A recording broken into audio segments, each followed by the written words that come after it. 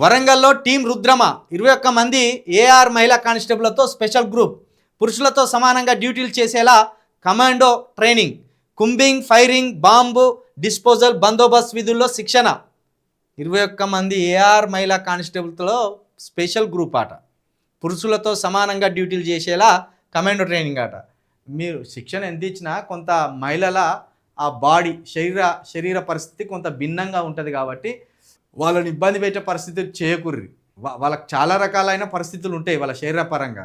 కాబట్టి వాళ్ళకు ఎంత స్పెషల్ ట్రైనింగ్ ఇచ్చినా కొంత వాళ్ళ మీద డ్యూటీ పేరుతోటి ఒత్తిడి కలిగించే చర్యలకు పాల్పడకండి.